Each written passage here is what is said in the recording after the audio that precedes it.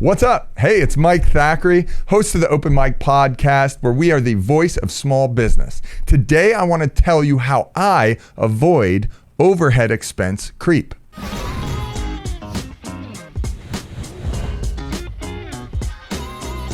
How do I avoid in my business the overhead expense creep? What I mean by that is when business is really good and things are going really good and you've got cash flow, right? Like think early 2020, late 2019, when all of us in business are like, man, the economy is just thriving and it's going great, right? And what we end up doing is we, sometimes accidentally and sometimes intentionally, we get our overhead expenses expanded. We sign longer leases with bigger footprints, right? Bigger offices that maybe we really don't need. But hey, we have the capital, right?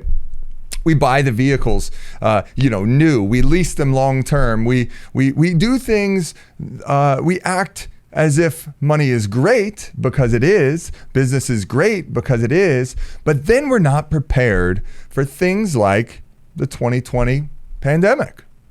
It really exposed a lot of our weaknesses in small business.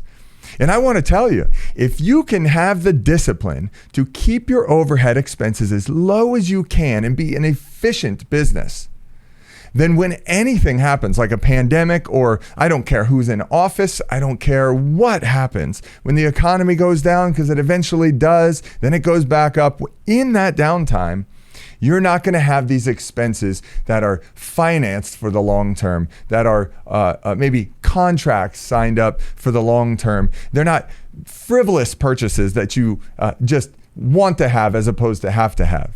Now, listen, being a small business owner, there's a lot of financial benefits.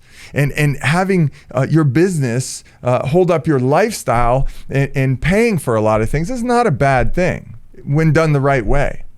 But just try to avoid your overhead expenses, all the expenses that are not directly serving your client.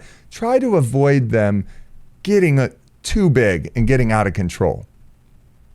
Again, I appreciate you and I thank you so much for joining us. And remember, you can make a big impact through your small business. Thanks again.